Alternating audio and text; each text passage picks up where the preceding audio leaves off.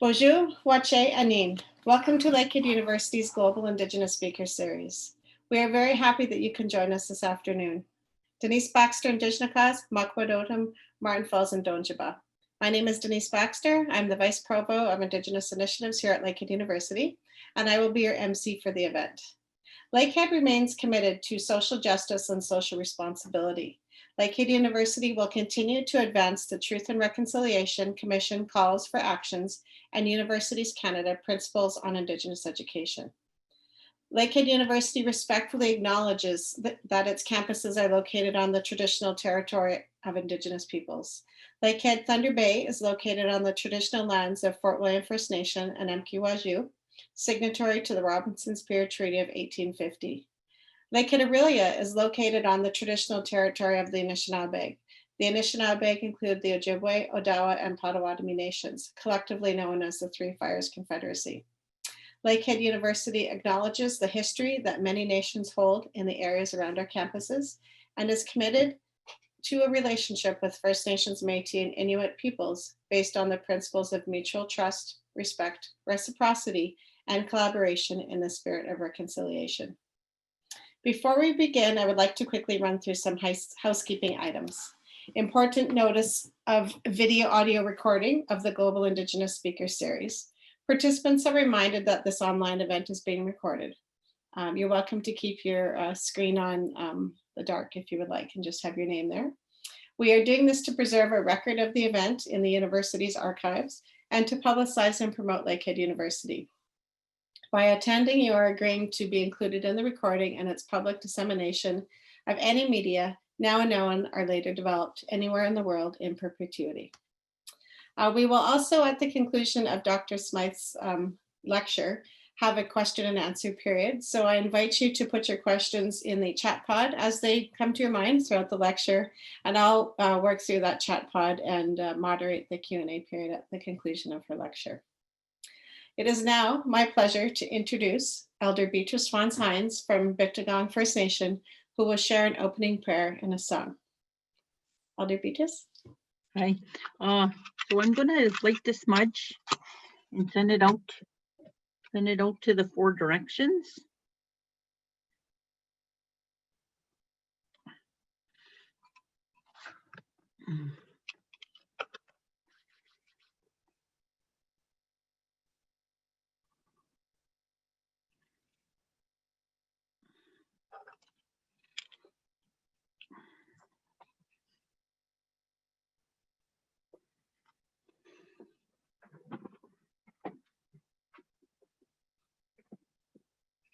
Nice to have a chair to do this for me. Okay, bonjour minwa gijim nido, mishom sak nuk misak danaway magana, kwabish ko bebego ji manitou e quain indigenicas, kichimigizi quain indigenicas gaye makwa dudim, Bictigong donji. Hello again, Creator, grandfathers, grandmothers, all my relations. My name is White Horse Spirit Woman. I'm also called Big Eagle Woman, and I'm from the Bear Clan, and I'm from Bictigong First Nation near Big River. Thank you, Creator, for the beautiful gift of today. Thank you for all of your creation.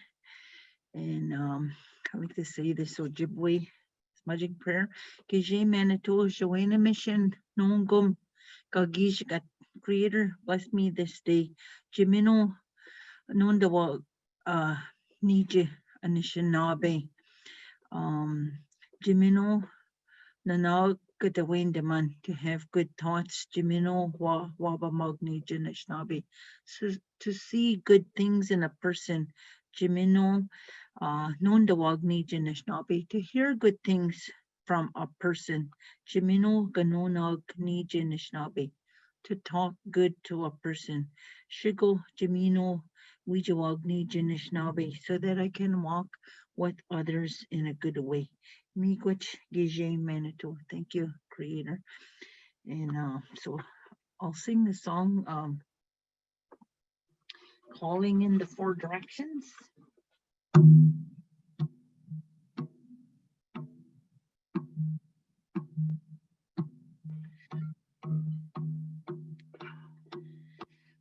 Walking on a mission is begin again with Kishinama.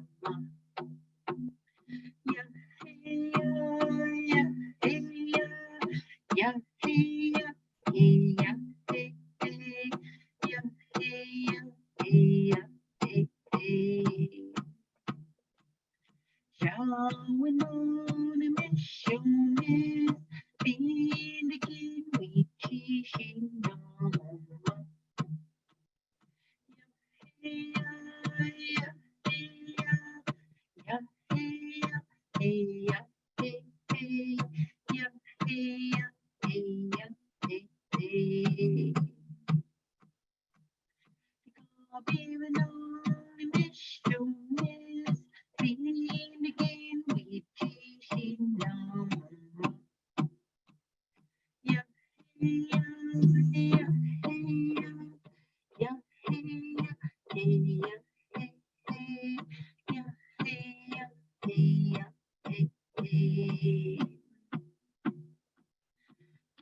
Waiting on showman's being again with Kishinama.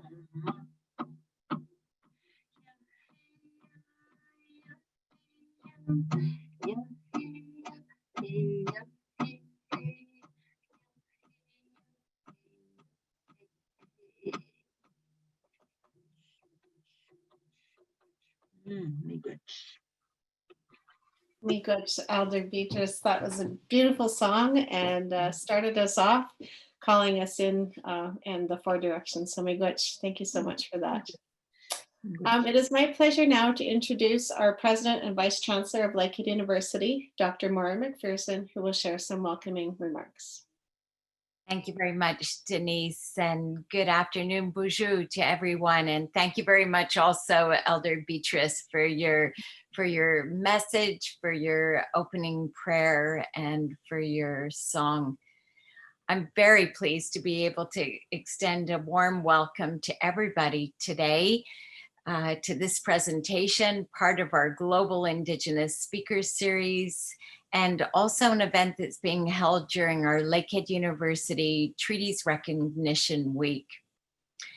The purpose of our Global Indigenous Speakers Series is to share Indigenous knowledge approaches so that we might consider the critical issues of our time through Indigenous relational knowledge.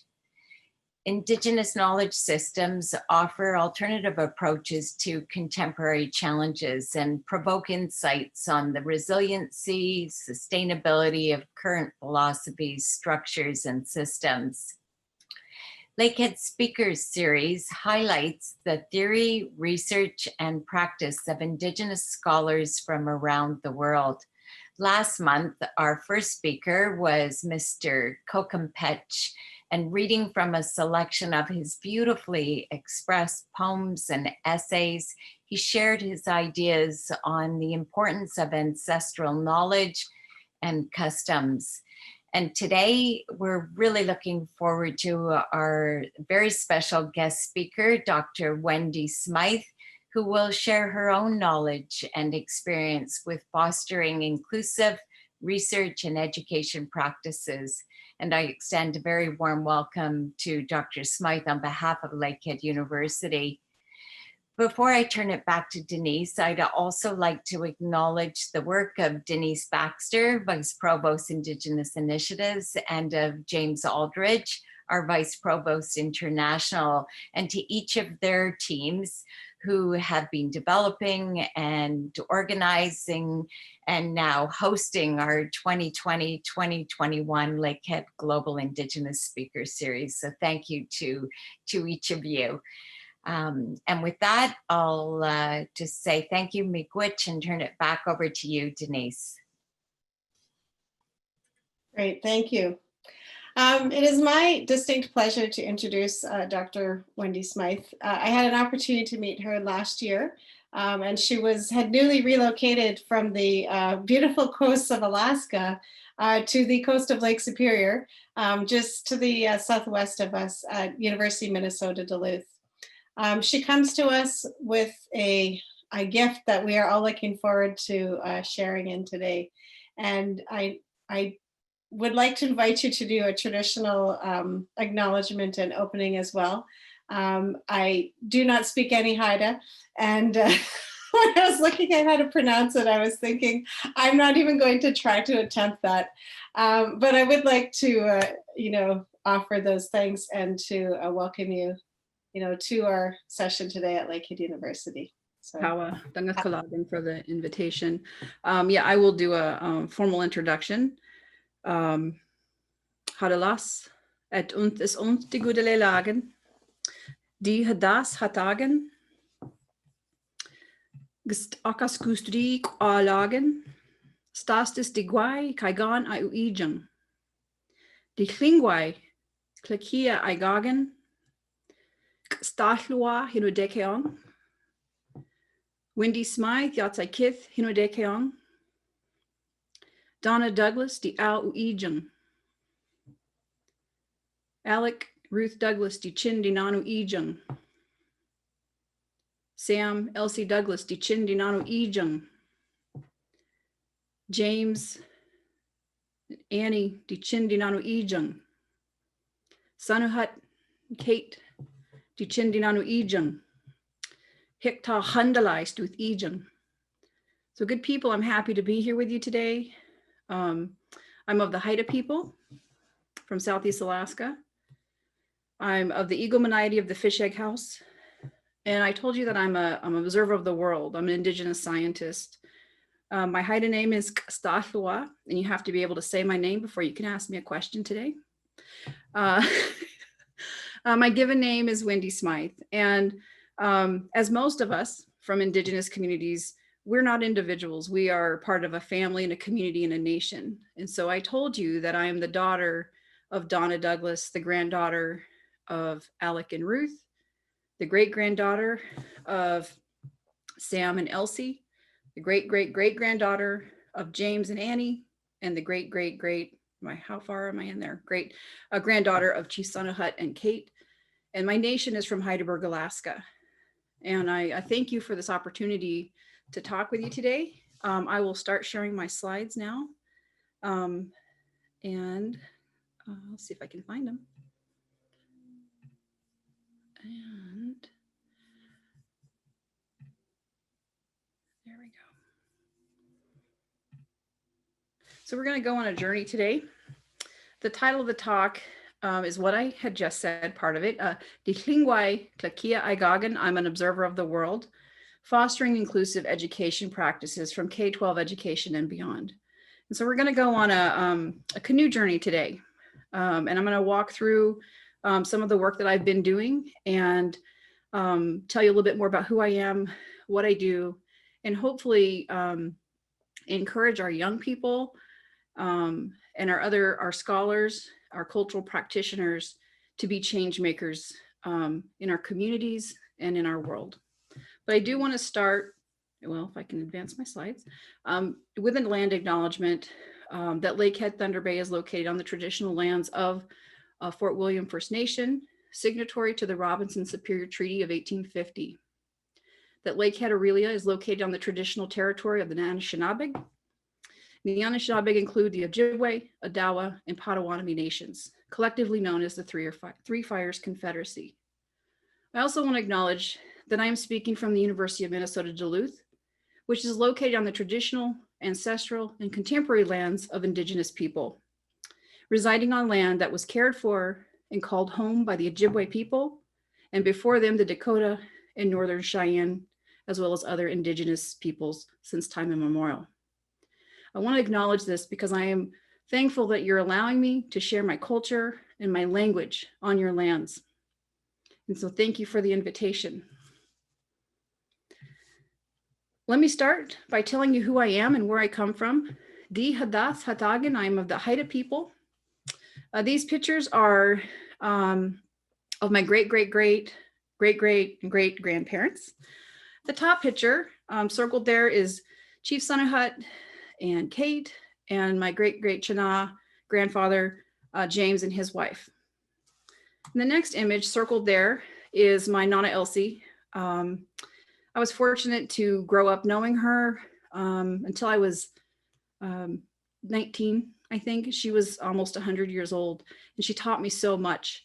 And one of the cool things about this, and this is going to be sprinkled with some humor and some tears and some emotion.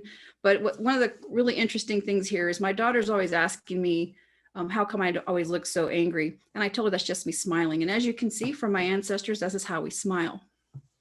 In the next picture is my mother in the middle with me and my sister. And I love this because this shows where I come from a long line of strong Haida women and men.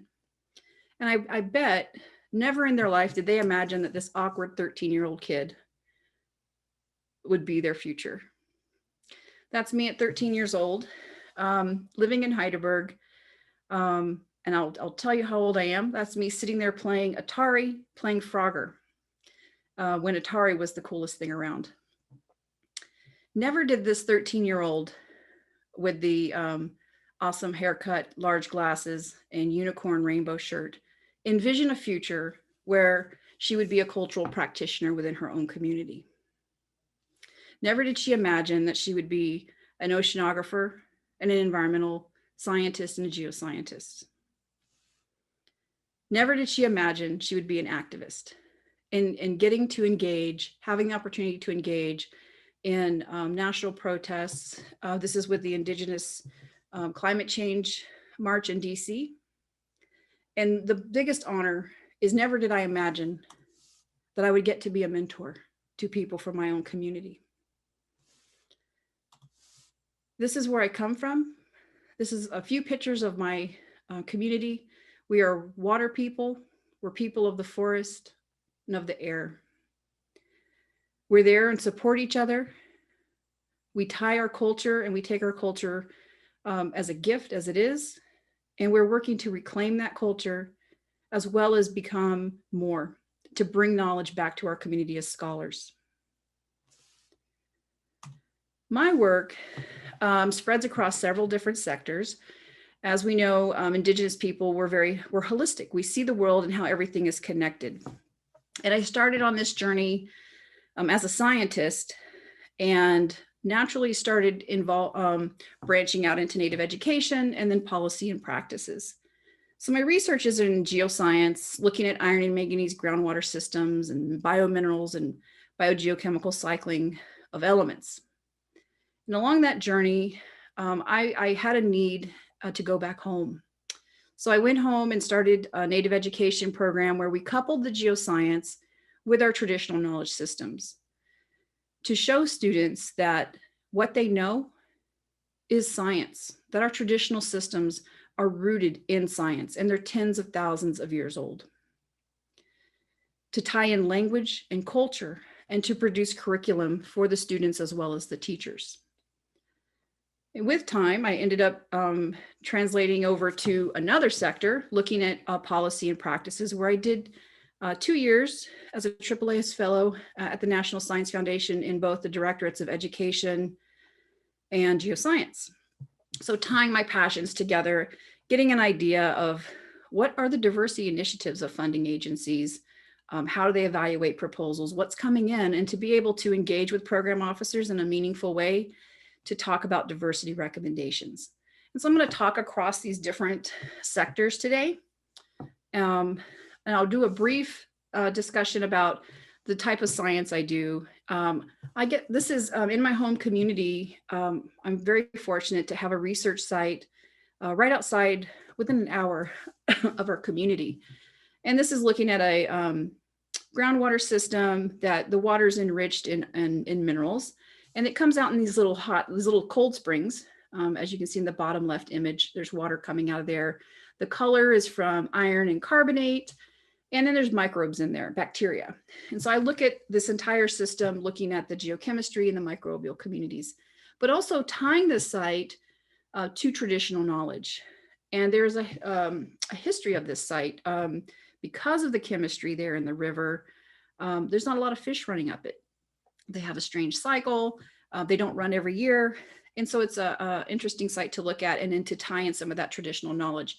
It's called Soda Bay because it wasn't a fishing site, it turned into a recreational site for the community. And so people would go there to picnic and swim. And they would collect this water that is terrible to taste. It's very enriched in minerals, so it's real metallic tasting, but they would take it because it's got dissolved CO2 in it, carbon dioxide, and they would pour in Kool-Aid and make soda. So it's called Soda Bay. This is some of the research I've done there over many years. The bottom right image is a time when I tried to tell researchers how quickly the tide came in. They didn't believe me, and here we are in the water. That's part of the geoscience that I do. I also tie this into traditional knowledge, traditional foods and medicines, because looking at the health of our environment, the water and the soil, that impacts our food sovereignty, and that impacts the health of our community. So we do research with the tribe, looking at the different rivers and coastal ecosystems, as well as terrestrial ecosystems, looking for contaminants, and then looking at foods and medicines. All of this tied together led me to focus on diversity in science, to tie two knowledge systems together. So if we all think alike, then we all have the same answers and aren't truly innovative in moving forward. So if we talk about science, the goal is to discover and innovate. How do we do that if we all have the same answer? So without diversity, we can't achieve these goals. And we always want to be the best university, the best industry, the best this at science, cutting edge, leading edge, innovative. So for example, in this picture is a beautiful red cedar. And if that's your problem or your question or your hypothesis, and we all have the same worldview, what are we going to do with that log? This is your problem to solve. This is your question you want to answer. What do we make? Typically, we get people will respond. They'll make a house. They'll make furniture. They'll make a porch or fencing. But that's all mobile, or not mobile. It's all stationary. So we're not really getting anywhere. So let's bring in someone with a different worldview and a different way of answering that problem. And we build a canoe to get us from point A to B to C. And we're innovative and we're moving forward now. So that led me to, in 2008, to start working in my tribal community, focusing on Alaska Native education, working with the high school and the tribe, the community, and the elders.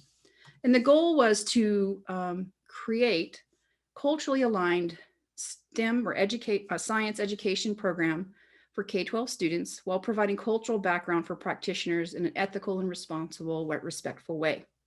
That's a lot to unpack. So let's talk about that. Culturally aligned science curriculum. How often do our students get a curriculum where they can see themselves? They see their language and they see who they are in that science curriculum? Hardly ever. How often do we have teachers who know who our students are because they're from the community? Very rare.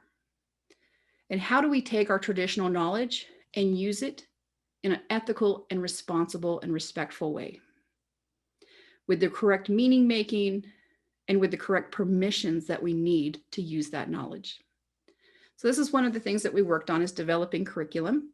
And our stakeholders were our students, our teachers, the administration at the school, as well as the community and the tribe. So along this journey, we realized, and I realized this from my own experiences, what are the obstacles in education coming from a small community, going into academia, getting my undergraduate degree? I had to think about, what did I experience that was a stumbling block for me? And is it a stumbling block for other students? One is perceptions of self. Mainstream society tells us we are what? What are Native people? What is TV shows and movies and songs and other stories that we read? What do they tell us we are? They never tell us we're scientists. They never tell us we're scholars. They never tell us we're enough. We're cartoons. We're not real people. The environment we come from, if I'm from a community of 350 people, which is the size of my community, I know everyone in that community. There's a security in that. I know what eagles sound like. I know what ravens sound like. And I know who's going out in a boat because I know the sound of their engine. What I don't know what I don't experience when I go into academia is the thousands of other voices I'm going to hear. That is a stressor for our students. The cars, the planes, the trains, all these external noises are stressors that we don't consider when we're asking students to leave their communities and go to school. We have to address these things. The support, not only from the school mentors, but from the community. Our communities have to support our students or they will not succeed. Knowledge base, are we teaching students in a way that they're understanding and that we can get to what they need to know so that if they choose to go into academia, they're successful? We all know about the financial concerns. Do we know where to look to find the money to go to school? Do we know how to apply? Do we know how to, when the deadlines are? And the expectations. What is college like? When I leave the community, I'm in high school, have I experienced what that's like? What are the expectations of academia or trade school? Does the school have the resources that our students need to succeed? And then there's tokenism. Our students are recruited and we're introduced as the native student, the native faculty, the native. So now I'm being told in an unspoken norm that I'm here because of my identity and not because of my scholarship. We have to be aware of how we address people. This is just the tip of the iceberg of some obstacles in education for Native students. And all of that is housed within historical trauma. It informs and impacts all of these obstacles. And keeping in mind, in the United States, we were granted citizenship in 1924. We were granted citizenship until then in our own country. We gained voting rights state by state between 1948 and 1962 in our own country. It was illegal to practice culture, ceremony, and language until the 1970s. That trauma is alive and well in our communities. I'm the first generation in my family to not go to boarding school. What that means is my mother, her siblings, and her parents had their culture taken away, nearly taken away. They weren't allowed to dance. They weren't allowed to sing. They weren't allowed to know their culture and talk about it. And that's trauma that informs the rest of our generations. So we have to acknowledge it. We have to respect it. And we have to do better within our communities to heal that trauma. So what do? Well, we can reimagine science education. Typically what we get, I like to call it the hit and run approach, where a student arises in a program or college or an institution, notices a student and recruits them with no consideration of retention.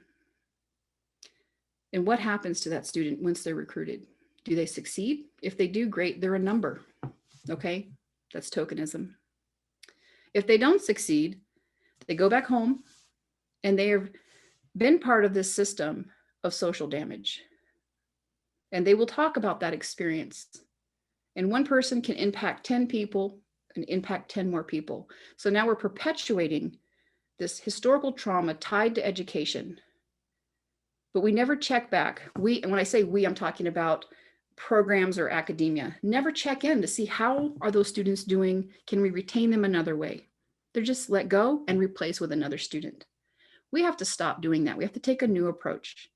And we have to understand the ties within our communities are based on our elders, our community, and our tribal leaders.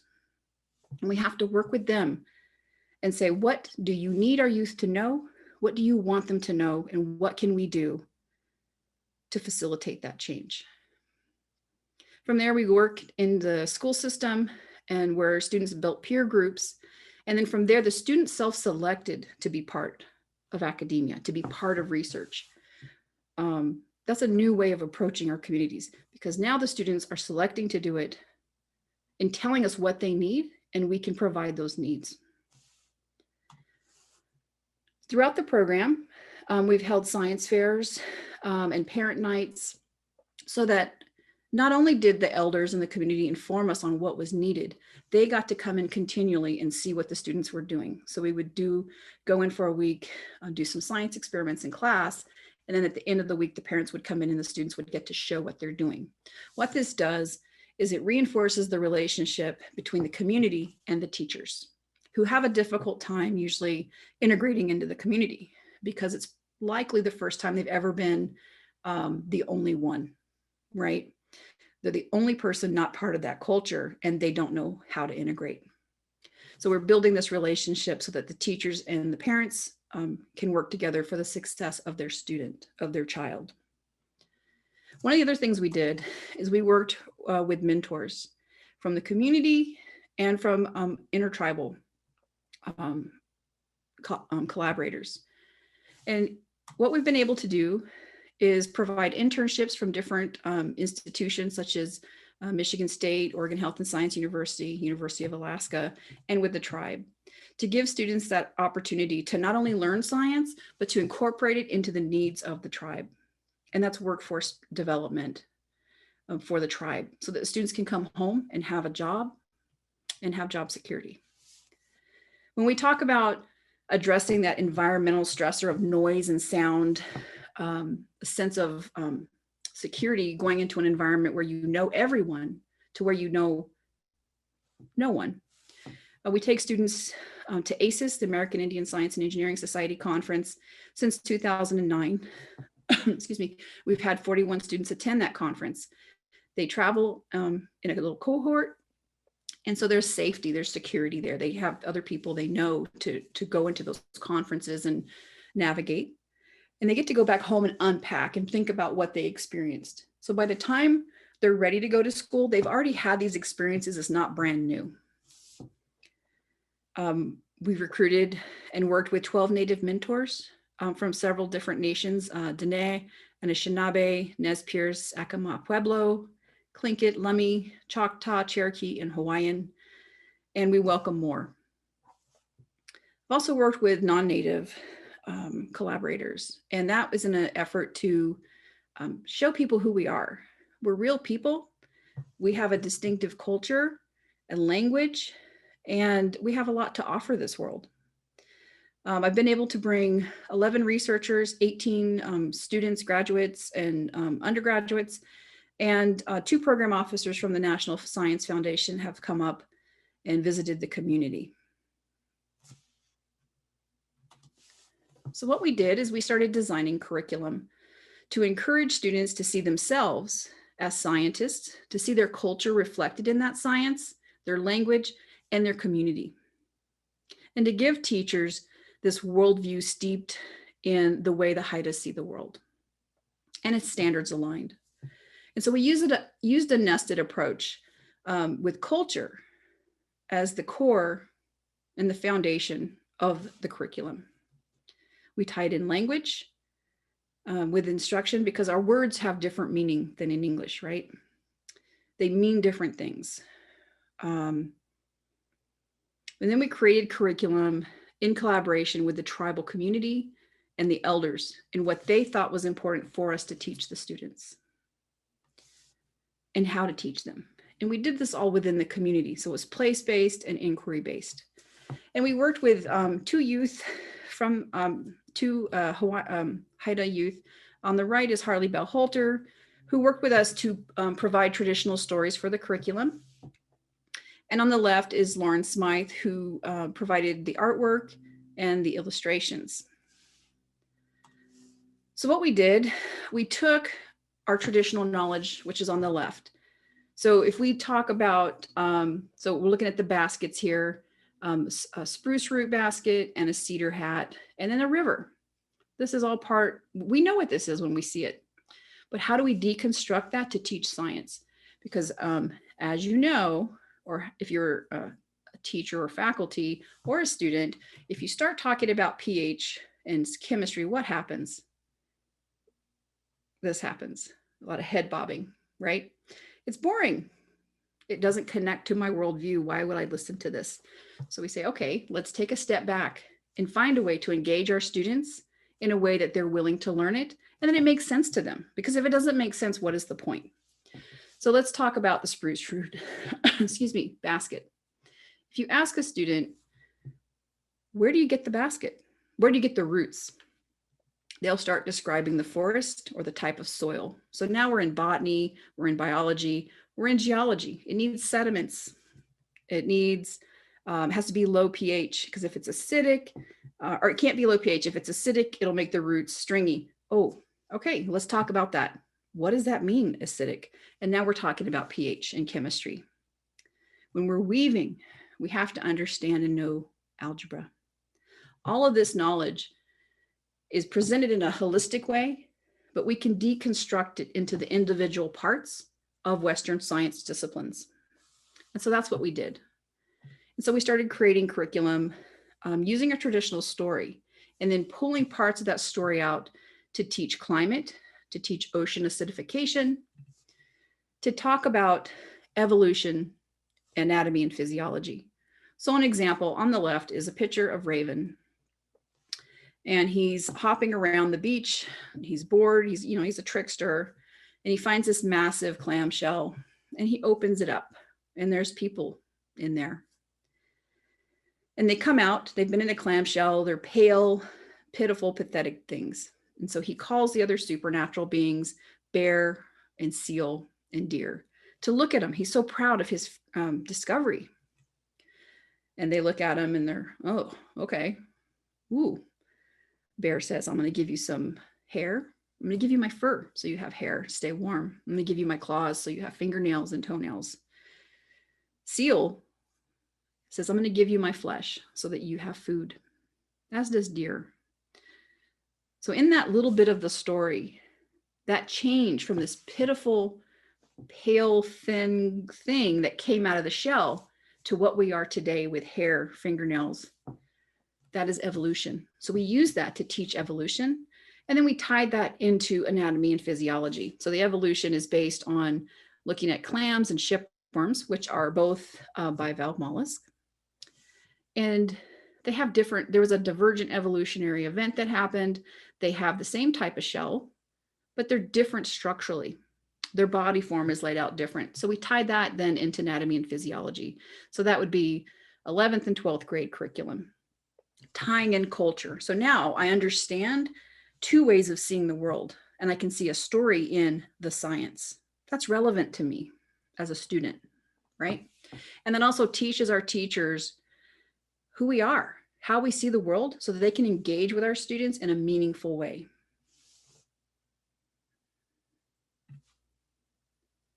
So the program wrapped together provides multiple science learning opportunities, from community science fairs, place-based and inquiry-based science, looking at rivers, coastal ecosystems, and where students get to go to conferences.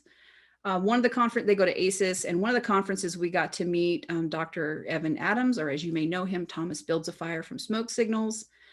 Our students have engaged in internships and research opportunities, and the ability to bring in different scientists gives us that cross-discipline science opportunity, as well as cross-cultural from the different tribal nations that we have been able to engage with.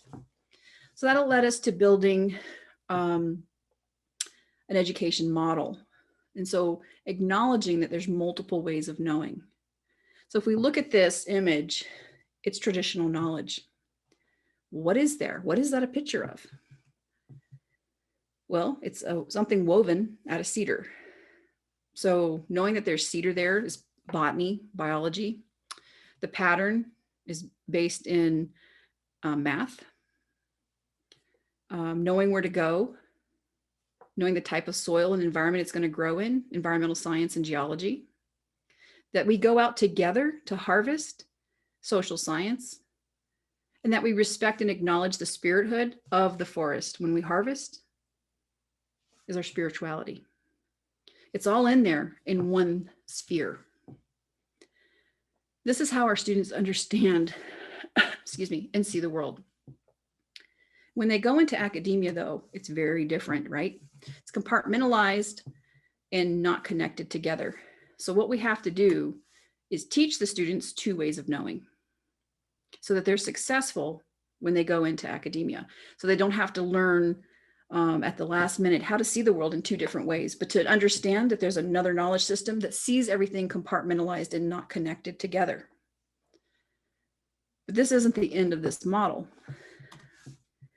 We know that these are all connected. Geology is influenced by chemistry and microbial communities. Engineering, material science, they're all connected together.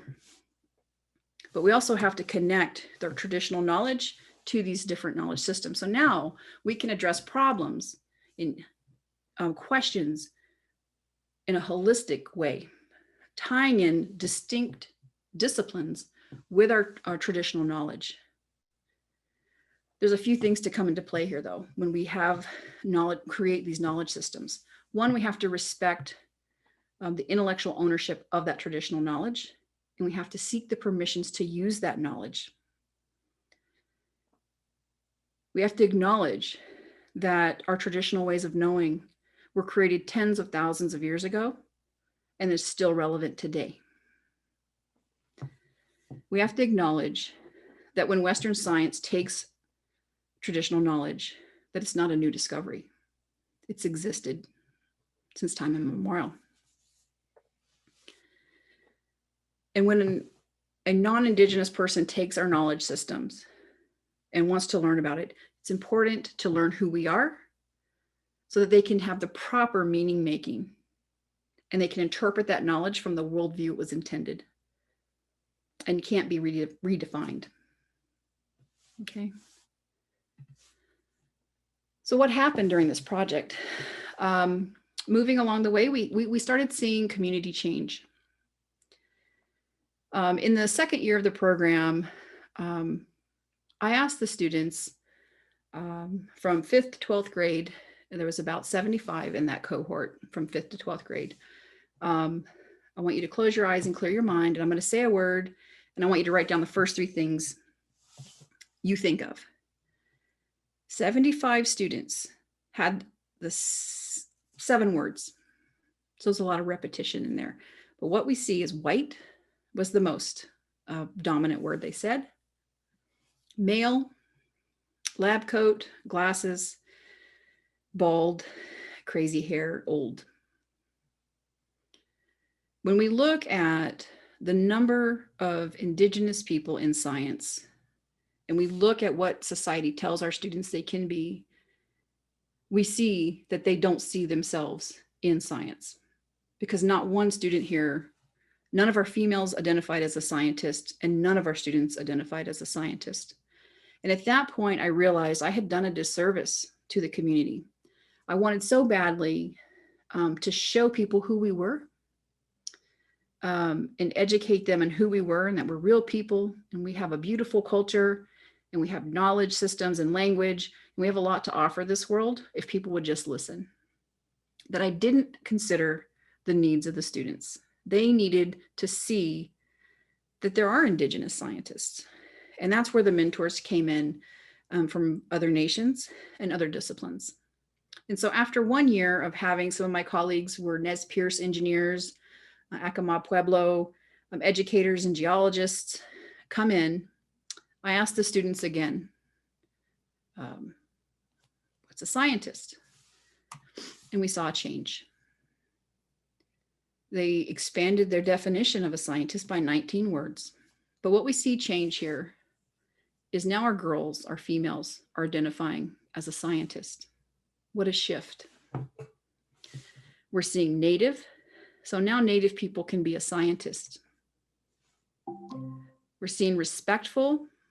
Yachtang is a core cultural value of respect.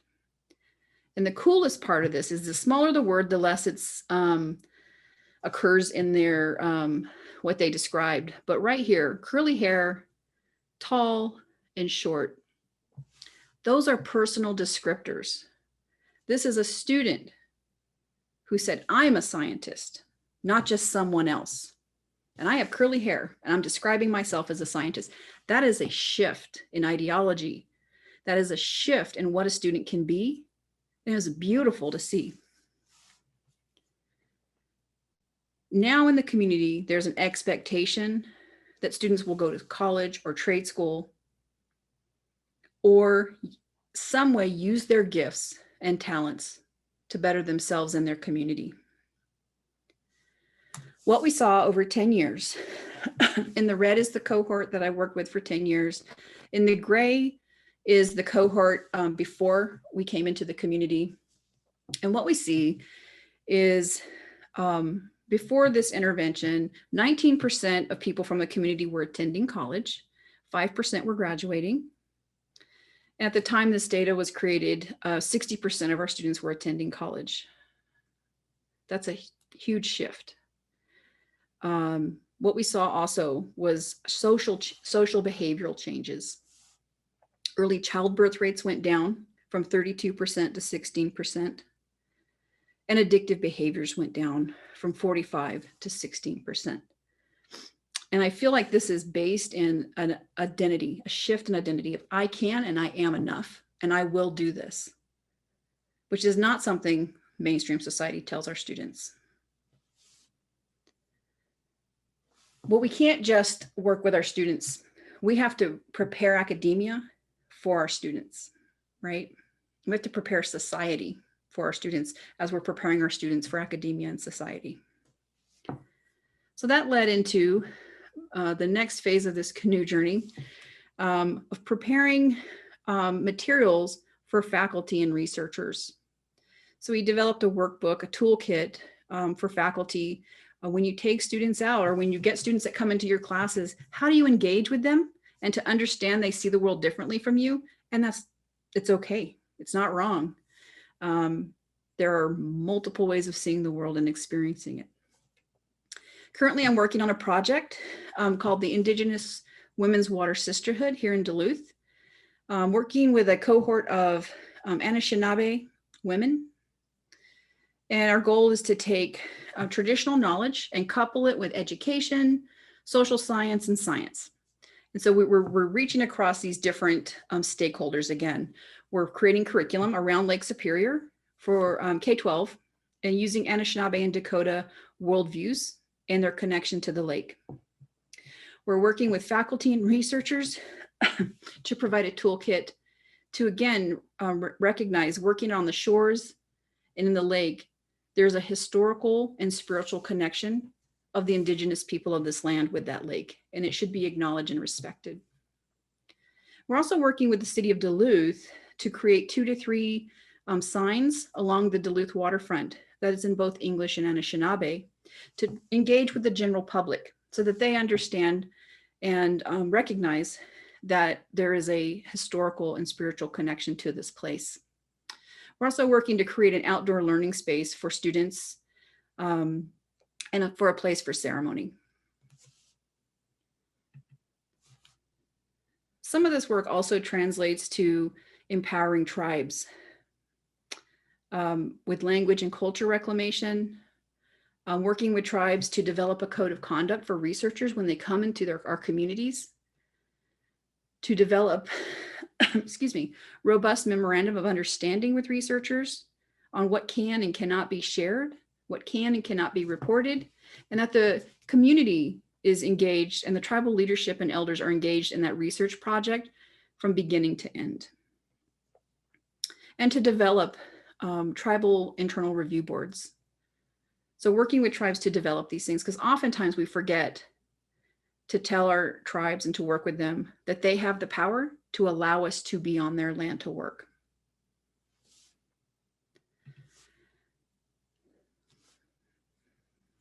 Okay, there we go. So change. I've talked about if we have a house here in the middle, it's a long house. We have the roof with our culture and language working with our tribes.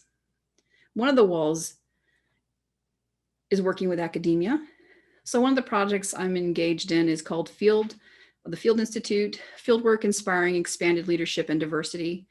And that just evolved into a project called Voices. So the Voices of Integrating Culture in Earth Science. And so what we do is we work with faculty who run field science. If they're doing environmental science, geology or geoscience, oceanography, anything where they're taking students out We work with these faculty to identify best practices when engaging with students with different racial and ethnic identities, abilities, and sexual orientations, and to do training in bystander intervention, to recognize microaggressions. And we're also working with faculty from these diverse communities to reclaim their voice. Oftentimes, it's easier just to let things go and not say anything, because once we speak up, we're a target. And so working with this diverse faculty group to have one say, yes, I have a privilege and power and a voice, and I'm going to hand that voice to you, power sharing. And on the other hand, we say it's okay to take that power and speak. And I'm going to do this in a secure environment. Institutional change, working with different federal agencies to develop recommendations and trainings on who we are. What is tribal sovereignty? What is the difference between a tribal leader and a tribal member? And who can grant you access to that community? And then national change. I'm part of the No Time for Silence initiative that was led by Vernon Morris from Arizona State University. It is an amazing group of diverse geoscientists who work together to develop this petition to demand change, anti-racist behavior in science for everyone.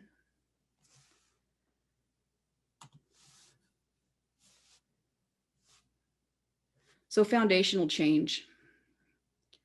What is that? And how do we do it? Know that you are the change maker. For the young ones, you're where you are in life for a reason. You are the dream of your ancestors. You're where you are for a reason.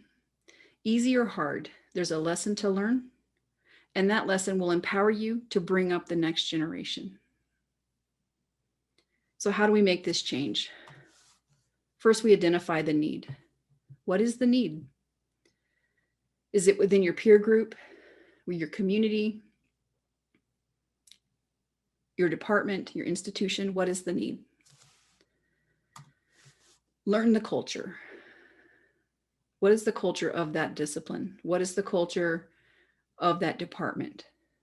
Sit back and listen and develop a plan.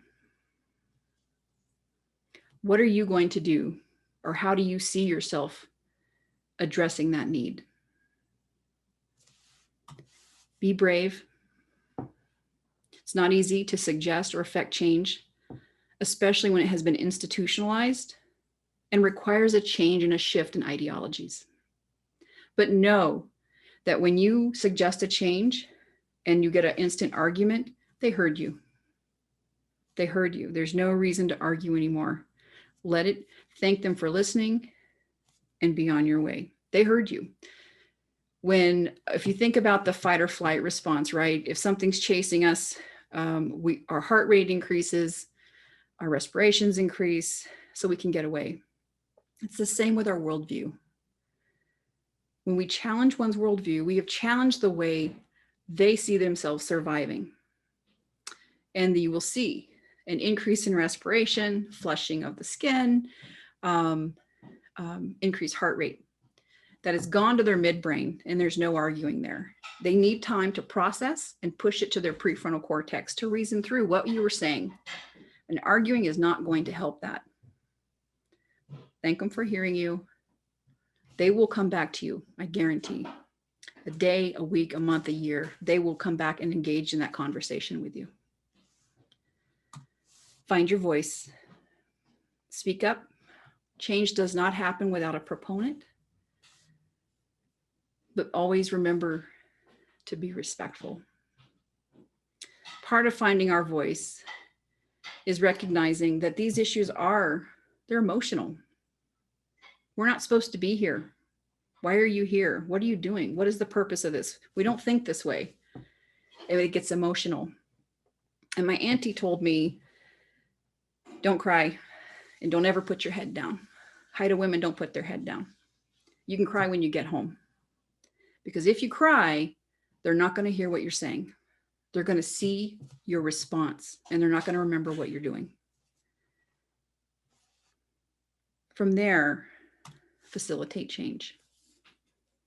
Put together a workshop, panel, discussion group, write recommendations, write a paper. However you see yourself facilitating change is where your ancestors are telling you to go. Listen to them. And when you do all this, you develop a plan, you're brave, you find your voice, and you facilitate change, you create opportunities for the next generation. And let them know that they are in a place that loves them and that they're secure, and we're there to support them every step of the way. Our job, I see my job is to put myself out of a job, because the next generation is going to take my place, and they're going to train the next generation to take their place. And we go on and on we go. With that, I want to encourage you to decide where you want to go and how you're going to get there, and train the next generation, because they're coming. They're coming. Ajiwad Luwan, Udulok, and everything is related. And we need each other. We need each other's diversity. We need each other's worldview. We need each other's compassion and kindness. With that, I want to acknowledge the artist. If you remember in the beginning, I told you about my daughter who said I didn't smile and always looked angry, and here's the pot calling the kettle black. This is my daughter. She's a Haida Hawaiian graphic designer. She's currently attending Portland State University, studying speech language pathology, Indigenous culture, and Spanish. I want to acknowledge the National Science Foundation for providing us funding to do this work, and to provide me opportunity to go home and learn what the community needs and begin to fill that need, so that the next generation can take over and continue this work. I want to acknowledge our tribe, who has been supportive every step of the way, and the school as well. And most importantly, I want to thank our elders.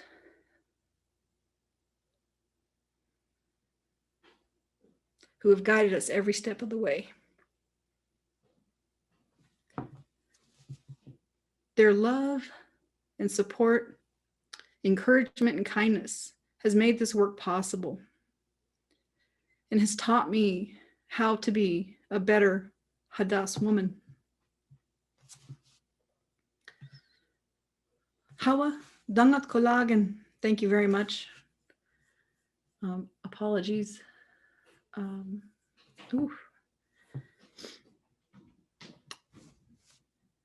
Are there any questions I can answer for you? Jada, I see you.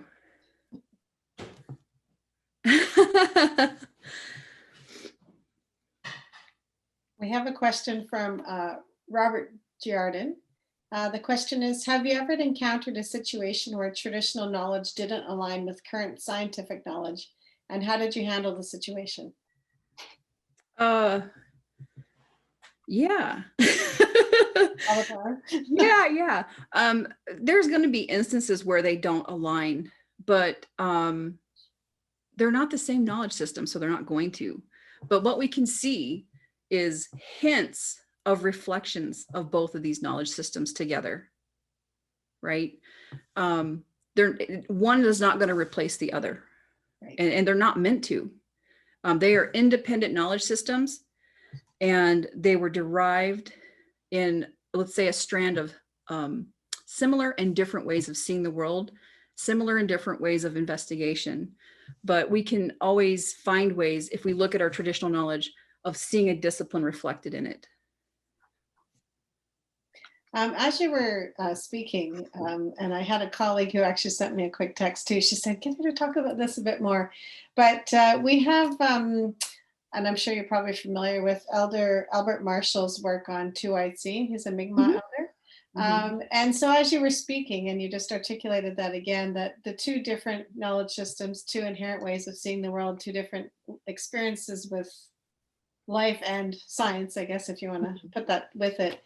And so you hinted and touched upon some explicit principles in your work where you're bringing those pieces together, and that basket was, to me, a beautiful analogy, but obviously a lot of work that could spend years for the students to be, deeply exploring those different areas. But you have maybe some, I guess, words of advice or some principles that you follow when you're doing those curriculum connections? Let me see if I can answer you. I know it's So- pretty wordy, but So, well, we work with the elders and the tribe and cultural practitioners within the community to get the stories. Okay. And it's because we have to recognize that some stories are owned by families and cannot be shared and cannot be written. So first we get those stories and we get permission to use them.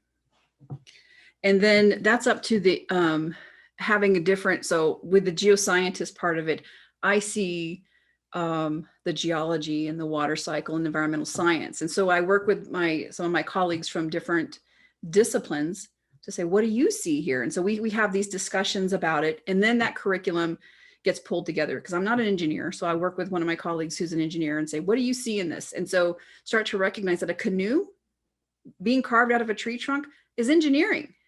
If you don't do it right, it's material science. And so we start tying these things in together. And then again, it goes back to discussion with the elders and saying, here's how I interpreted this. What do you think? And if they say, and I've never had anyone say no, they're like, oh, that's interesting. So we continue down that pathway. And then currently working to start adding language back into the curriculum. And all this takes time because we are in danger of losing our language. And we're working really hard to reclaim that. And so part of that reclamation is putting it in the curriculum where the students are learning science from not only a Western perspective, but a cultural perspective. So what we would do is when we'd go out to the river, for example, to do a science lesson, the students would have an opportunity to say, hey, you get 5 minutes to journal. What do you see? And then one of our language speakers would talk about the environment in Hadass and then translate it right again for 5 minutes. Then we do the science lesson and they get 5 minutes. And it is amazing to see the different ways they see that environment based on what they're told. And that is a reflection of that two ways of seeing that environment, right? One, we're looking at velocity of the stream, where the macroinvertebrates are in that stream. And the other, we're talking about the life in the water and the trees in the forest. There's two ways of talking about this. And so we tie that, we always try to tie these hands-on activities into the curriculum and language as well. And some of this we don't have English or Haida words for, like computer and bacteria. So we've been working with elders to come up with phrases. So now we're not only teaching the language, but we're growing it.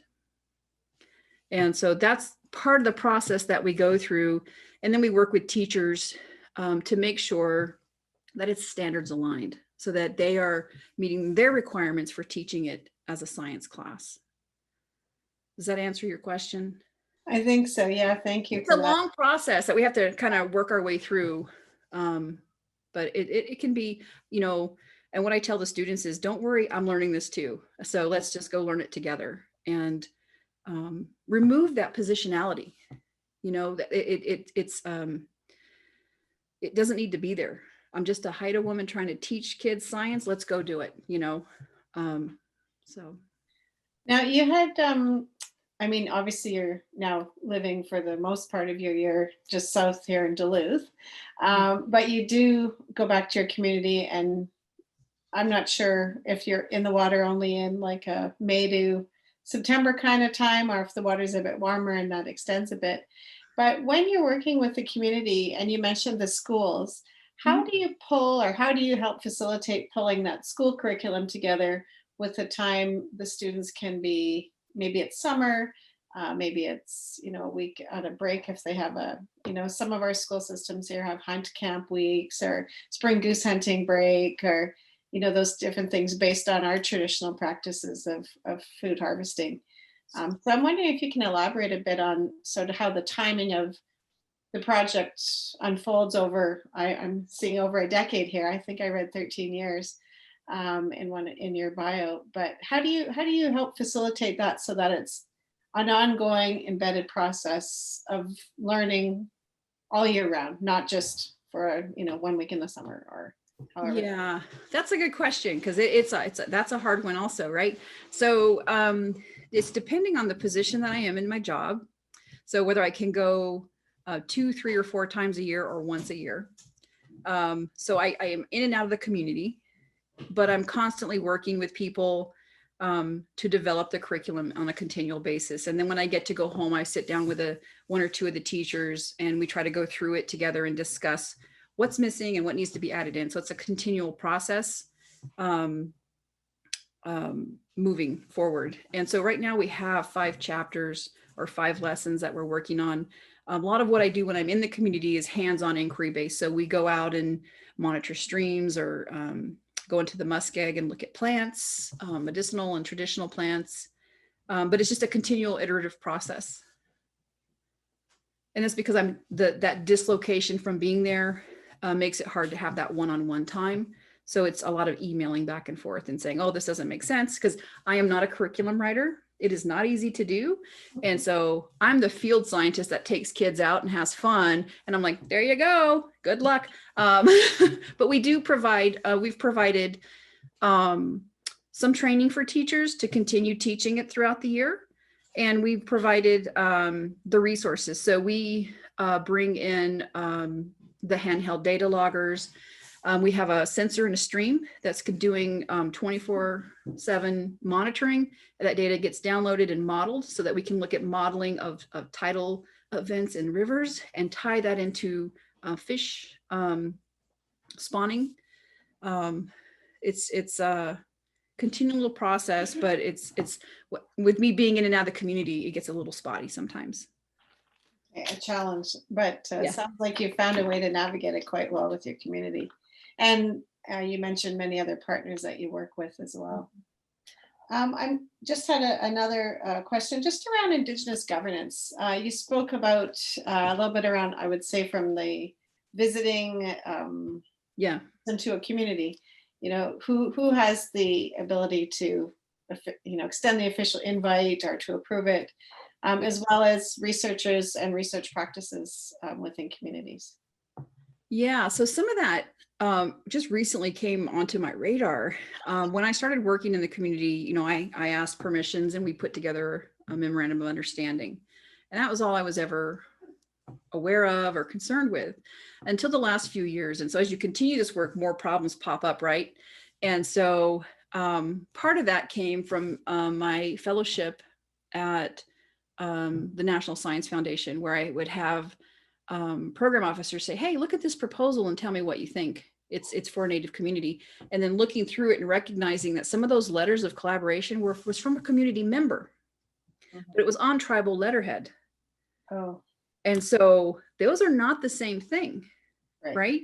One can grant you permission to the community and one cannot.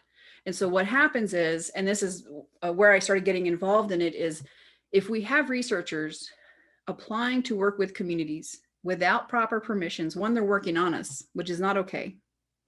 2, they're not going to get permission to that community, and that money is going to be earmarked within the foundation or funding agency as going towards Native education.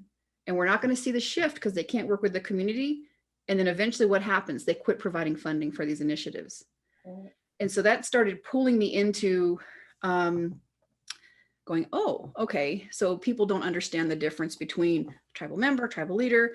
I had some people say, well, the Navajo reservation is 4 different tribes there because it crosses state lines. And I was like, no, let's have a conversation. Like, so just to bring basic information so that people understand who we are, how our tribal governance works very broadly. And And to understand, you have to get the proper permissions. And what I always say is Google is your friend. Okay. Google the tribe, look at who the leadership is. There's probably an education liaison there. Contact them, you know, and that tribal member should be your segue to working with the tribe. So that's what got me pulled in there. And then working with the memorandum of understanding or IRB. I've started working with colleagues who were having issues around research being done in tribal communities, and they would share their memorandum of understanding, and it'd literally be like 4 sentences. It's not robust, which means there's a lot of room to make a lot of mistakes. Right. And so turning back around and saying, okay, hang on, why is this happening? And it's because, one, come in and work with us. We're okay with that. But we also have to remember we have to protect our knowledge systems. We have to protect our community, and we have to protect our sacred sites. And so we don't expect to have to tell people to do that because how we see the world, but other people don't see the world the way we do. So starting to work with tribes to say, well, I appreciate that, but we really need to build this into a more robust memorandum of understanding or develop an IRB, because this is what could happen. And you know, once those things happen, there's going to be no more collaboration, right? That road will be blocked. Yeah. So, and it's also teaching that we have to, we have to respect each other, and we have different ways of doing things. It's okay, but you have to respect it. You know, I don't walk into, a class and say, well, that's all, that doesn't matter. Let me tell you this way we do it. We don't dismiss knowledge systems. And as scholars, if we're going to say we're scholars and scientists and social scientists and educators, we have to understand there's different ways of seeing the world, different knowledge systems. Because if we don't acknowledge and respect that, we're not being good scholars. And there's certainly a lot to learn from each other. And that is really the beauty of working together, right? Yep, absolutely. Expand what you know to understand something else. Yeah. One final question is just if you could expand on story as pedagogy for the holistic learning models. You gave us a little piece of that, but really on the importance of connecting the entry points into the STEM learning for students, but using story as a pedagogy. Oh, okay. So how we started doing that? Yeah, well, it came about because, again, I walked into the classroom with a Western science mindset. I'm going to teach PH today, and this happening. And, when it's like, ooh, they're not, what do we do to engage? And so that was part of it. The other part was asking students, or saying, we're going to do science today. And you would see this physical change in posture of, oh, can't do this. I'm stupid. I don't know anything. And it's heartbreaking to see that. It's like, there's no, there's so much more. So much was sacrificed for you to be here. Let me tell you why you're here. And this is our knowledge. And how much do you know? Our kids from 8 years old hunt and fish. They are self-sustaining because they know the science of our environment. And so I start asking the students, well, what do you know? And they start talking about basket weaving and fishing. And so I say, oh, okay, let's find stories around that and then start deconstructing it into science. And what we do is you see this go to this. They start sitting up and they're eager to engage because they're like, oh, I do know this. No one's ever told me I knew this and what I was being given and what I was learning. And so just flicking on the light and saying, yep, what you know is enough. And you are enough. And so tying this together, because it's our worldview. We are told these stories our whole life. And so using what they know to meet them where they are and to help them move along the pathway of where they want to go is how that started working together. Brilliant. Well, that is, I was probably that student. It was like, oh God, not chemistry, not physics, not again. I tell you, every teacher I've had is like, oh, you are so bad. I can't believe you do this. And I'm like, Yeah, kids I love a don't know good what you're story, talking about.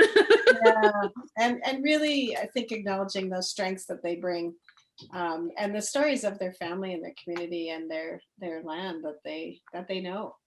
Yeah, Really great. I mean, we've subsisted there for so long because we know the science, right? We know the cycles. We know when the weather's changing. We know when the fish are running. We know where to, because of that science. It's just told in a different way. And it's told as a story or a myth or legend, which leads those that are not familiar with it to dismiss it. Right. Yeah. Rather than dig down into the science behind the worldview there. And Yeah. yeah. Well, we are, this was so great to have you join us today. Well, thank you for the invitation. And really loved how you took us on a journey. I mean, you spoke to us and you took us on a journey and it was wonderful to hear and see pictures of your family, your mother, your grandmothers. And so I think on behalf of the group, I can say that I think we really appreciated that. I am looking forward to, the continued work with Lakehead University. We have a very robust faculty of education here. We have, science faculties. One of our colleagues, Dr. Lana Ray, she works in the Indigenous Learning Department and, was part of putting this all together with us. And, just the way that we're changing pedagogy at a post-secondary level, as well as the work that we're doing, getting people ready to move into those K-12 systems, I think is really amazing. So I would like to just say a big chimigwech to have you, thank you very much for having us here. And I'm going to turn it over to Dr. Maura McPherson, who'll be doing the official thank you and a presentation. Thank you very much, Denise. And I want to say thank you very much to you, Wendy, Dr. Smythe, for your interesting and insightful lecture. And I also really enjoyed learning about your work, and in particular, learning about it the way that you brought it to life by discussing it through the lens of your two knowledge systems, and how you're framing that and how you're intersecting that as you do the work you do. So it was a very interesting presentation. Thank you very much. And I really feel like that it's words such as those that you've shared with us today, and also, from our last speaker just over 3 weeks ago, that further renew and affirm our university's commitment to truth and reconciliation, to the calls to action, but also to nurturing our partnerships with different institutions and communities, and to supporting Indigenous thought and Indigenous research. So thank you very much. And as a sign of our gratitude for your participation in our Global Indigenous Speaker Series, we will be sending you a digital version of the certificate of appreciation for your presentation today. But I do have a copy. I'll try to position it for everybody to see in front of the camera.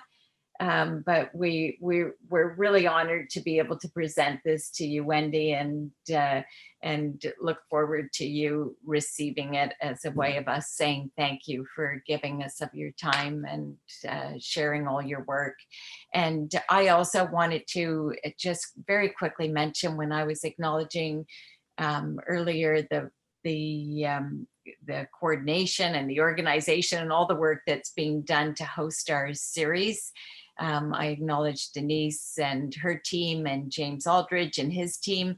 And I omitted to also say thank you to Dr. Lana Ray from our Department of Indigenous Learning for her role in framing the theme of this year's speaker series. And it's turning out to be such a wonderful series. So thank you very much, Lana.